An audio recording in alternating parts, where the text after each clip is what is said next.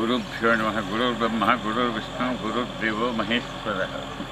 गुरुर्साक्षात् परब्रह्म तस्मै श्री गुरवे नमः। चतुर्भुजे चंद्रकलावतंसे कुचोन्नते कुंकुमरागशोणे पुंड्रेक्षु पाशांकुश पुष्पबाणहस्ते नमस्ते जगदेकमाता। समस्त जीव प्राणिकोटिकी ఆహార నిద్రాది సుఖ సౌఖ్యాలను అందించేటువంటి యొక్క పరాశక్తిని సామాన్య ఉపాసకుని దగ్గర నుంచి మొదలు పెడితే మహత్పులు సిద్ధపురుషులు తపస్సంపన్నులు అవతార పురుషులు క్రమక్రమంగా ఆ తల్లిని ఆరాధిస్తూ తత్ అనుగుణమైనటువంటి యొక్క ధన సంపత్తి కలిగినటువంటి వాళ్ళు సమకూరినటువంటి యొక్క ఆలయాలు నిర్మించడం అనేటువంటిది ఆనవాయితీగా జరుగుతూ ఉన్నటువంటి యొక్క కార్యక్రమం. అందులో భాగంగా ఈ స్థలంలో చతుర్వేద స్వాహాకారపూర్వక నారాయణ అష్టాక్షరీ యజ్ఞం కేవలం నారాయణ అష్టాక్షరి కోటి నామము వేదము అనేటువంటిది ప్రాధాన్యత సంతరించుకున్నప్పటికీ అది పత్రికాముఖంగా అందరికీ నోట్ల తెలిసినప్పటికీ అప్పుడు దాంట్లో భాగంగా అప్పుడు అమ్మవారికి సప్తశతి పారాయణములు చేయించడం జరిగింది. ఇక్కడ కారణమేమిటి, రహస్యం ఏమిటి అంటే అది వైశాఖ శుద్ధ పంచమి ధాతనామ సంవత్సరం శంకర భగవత్పాదుల జయంతి రోజున ప్రారంభించబడింది. ఆనాడు ప్రారంభించి త్రయోదశితో పూర్తయింది పూర్ణాహుతి. చతుర్దశి నాడు మహనీయుల అనుభవం లింక్ ఎలా ఉంటుందో తెలుసుకోండి. త్రయోదశితో పూర్తయింది పూర్ణాహుతి వైశాఖ మాసంలో. ఆనాటి నుంచి జరిగిన తర్వాత మళ్ళీ క్రమక్రమంగా ఇక్కడ స్వామి పాదుక ప్రతిష్ఠ అయిన తర్వాత స్వామివారి పాలరాతి విగ్రహం ప్రతిష్ఠ చేసిన తర్వాత స్వామివారి నుంచి సేవ పల్లకి సేవ ఇత్యాది కార్యక్రమాలు అయిన తర్వాత ఒకనాటి సమయంలో ఈ వేప చెట్టు కింద ఒక అథర్వవేదం అనేటువంటిది ఇక్కడ లుప్తమున్న కారణం చేత పౌరుషంతో ఈ ప్రాంతానికి తీసుకొచ్చినటువంటి చిరంజీవి నా మేనలుడు అల్లుడికి స్వప్నాగతమై అథర్వవేదంతో మూర్తి భవించినటువంటి యొక్క దత్తాత్రేయ స్వామి వేప చెట్టు కిందికి వచ్చి ఉన్నట్టుగా స్వప్నమైతే వచ్చి అకస్మాత్తుగా అప్పుడు ఈ ప్రాంతంలో లేని అథర్వవేదానికి చూస్తూ ఆయన అక్కడ ఉంటా అనుకున్నాడేమని అప్పుడు ముహూర్తం చేసి దత్తాత్రేయ స్వామి మందిరం ఏర్పాటు చేసిన సందర్భంలో మాకు సమీప బంధువైనటువంటి మా అక్క చంద్రమౌళి బావ శృంగేరికి దగ్గరగా సన్నిహితంగా ఉన్నటువంటి ఆయనతో స్వామిసారితో మంత్రాక్షతులు తెమ్మని వారికి ఇచ్చి హయగ్రీవ స్వామి మందిరాన్ని ఇవన్నీ ప్రతిష్ఠ చేసిన సమయంలో నేను ఇక్కడ పూజ పడిపోతుందా కోణాల విషయంలో కానీ శ్రీచక్రాన్ని నేను అక్కడికి పంపలేదు వారి యొక్క ఆశీస్సుల కొరకు. అది నేను చేసిన పొరపాటు. అప్పుడు జగద్గురు సన్నిధానం వారు మహాసన్నిధానం వారు మొత్తం పత్రిక చదివి శ్రీచక్రం తెలియదా అన్నారు. అంటే ఆనాటి నుంచి ఈనాటి వరకు అనుగ్రహ రూపంలో వచ్చినటువంటి యొక్క ఇది వాడి ఆజ్ఞ మేరకు చండీయాగం సహస్ర చండీయాగం 5 రోజులు జరిగిన తర్వాత మళ్ళీ వెంటనే ముహూర్త నిర్ణయంతో సంపూర్ణమైనటువంటి యొక్క అనుగ్రహ ఆశీస్సులతో వచ్చినటువంటి యొక్క ఆదేశం మేరకు ఈ స్థలానికి శిలాన్యాసం చేయించడానికి ఋత్విక్కులు, ఆచార్యులు, బ్రాహ్మణోత్తములు, వేద పండితులు, బ్రాహ్మణులు, భక్తులు అందరూ విచ్చేసినటువంటి యొక్క సమయంలో ఆ స్థపతులు కూడా విచ్చేశారు. చక్కగా శిలాన్యాసం వేదోక్తంగా కార్యక్రమం, ఇది ముహూర్తం వారి నిలబడి కాబట్టి అందుకని చేస్తున్నాం. ఈ శిలాన్యాసంతో అమ్మ యొక్క దయతో, జగద్గురువుల ఆశీస్సులతో, మద్గురుదేవుడైనటువంటి యొక్క అఖండానంద సరస్వతి స్వామి వారి యొక్క ఆశీస్సులతో పరిపూర్ణంగా అతివేగంగా ఈ ఆలయం నిర్మాణం జరిగి త్వరలో ప్రతిష్టా కార్యక్రమం కూడా పెద్దల చేత జరగాలని మనఃపూర్వకమైనటువంటి యొక్క ఆహ్వాన అభిలాషతో ప్రారంభించేటువంటి యొక్క దీనికి మా గురువులు, మా కులదైవం అయినటువంటి యొక్క మా ఇంటి దేవుడైనటువంటి భ్రమరాంబ సహిత సిద్ధేశ్వర స్వామి యొక్క పరిపూర్ణ అనుగ్రహ వీచికలు కూడా ఇందు ప్రసరిస్తాయని కోరుతూ, మేము ఇక్కడ అమ్మవారిని రాజరాజేశ్వరిగా అన్న చెప్పినప్పటికీ శక్తిపీఠానికి అన్వయంగా భ్రమరాంబ అని అంటాం. రాజరాజేశ్వరి, భ్రమరాంబ నామాత్మక రాజరాజేశ్వరి ఇక్కడ కొలువై ఉంటుంది కాబట్టి ఆ తల్లిని సంపూర్ణంగా తర్వాత రాజరాజేశ్వరికి పక్కన రాజశ్యామల, వార్తాళి అనేటువంటి ఒక్క మూర్తులు అర్చన మూర్తులై ఉంటాయి. ఆ తర్వాత వటుక భైరవుడు కూడా ఉంటాడు ఆలయంలో, స్కందుడు, ఇవన్నీ కూడా వల్లభ గణపతి. ఇదంతా అమ్మవారి యొక్క పరివారం, రాజరాజేశ్వరి దేవత యొక్క పరివారం. దత్తాత్రేయుని యొక్క మందిర సమీపంలో ఇక్కడ స్థలం నిర్దేశం జరిగింది. అదే ప్రకారంగా జరిగేటువంటి యొక్క ఇది అందరి మనస్సులను ఆహ్లాదపరుస్తూ ప్రఫుల్లమై దివ్యంగా తేజోవంతమై మహత్తరమై విరాజిల్లుతుంది. అంతేకాకుండా ఇక్కడికి మా షష్ఠి పూర్తి సందర్భంలో మరుపడగలో అమ్మవారి ప్రతిష్ఠ చేసినటువంటి వెదురుపాక గాడిగారు ఒక మాట అన్నారు ఇక్కడికి వచ్చి.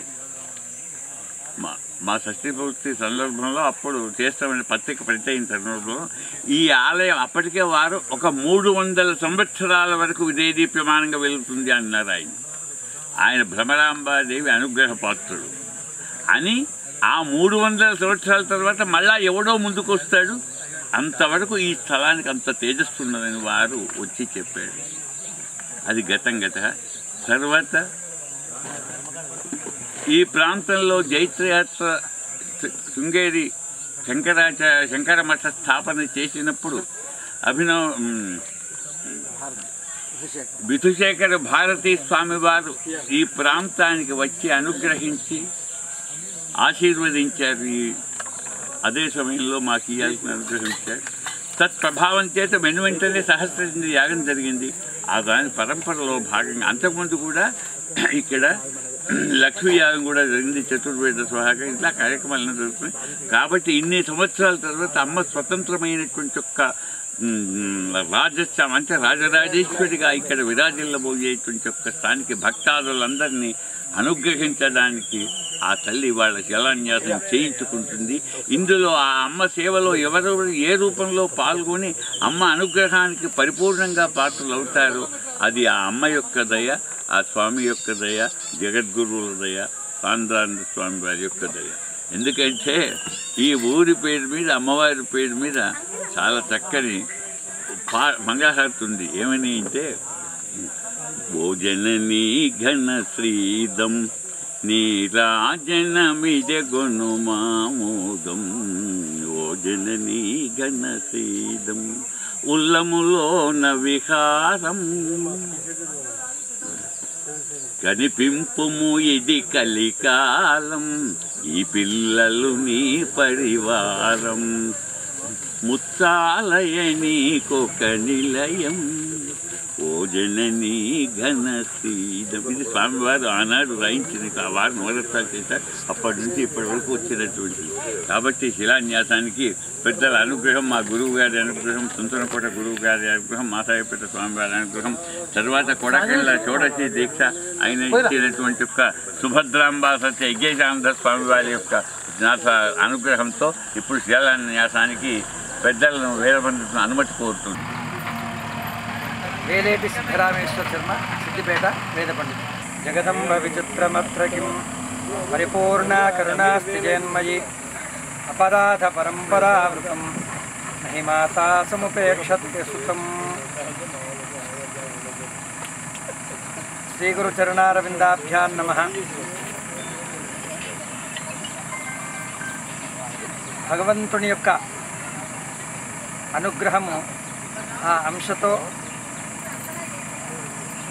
దత్తాత్రేయ స్వామి అంశగా అవతరించి ఈశ్వరుని సేవ చేయించి అందరిలో ఆధ్యాత్మిక వీచికలను ఎక్కువగా పంచి ఈ ప్రాంతాన్ని ఉద్ధరించినటువంటి సాంద్రానంద స్వామివారి యొక్క అనుగ్రహ వీచికా పరంపరలలో ఈరోజు 30 సంవత్సరాల క్రితం జరిగిన నారాయణ అష్టాక్షరి యజ్ఞ ఫలితము ఆ పరంపర అనుభవించిన మేము ఆ రోజు యజుర్వేద సహకారంలో మా గురుగారితో పాల్గొన్నటువంటి సందర్భాన్ని గుర్తు చేసుకుంటూ ఆ పరంపరలో భాగంగా ఈ మధ్యకాలంలో శృంగేరి జగద్గురువుల అనుగ్రహంతో సహస్రచండీ యాగం, ఆ తర్వాత ఇప్పుడు రాజరాజేశ్వరి రాజశ్యామల వారాహి దేవాలయ సముదాయాన్ని భూమి శిలాన్యాస సమయంలో ఇక్కడ మేమందరం పాల్పంచుకోవడం, మా యొక్క అంటే ఈ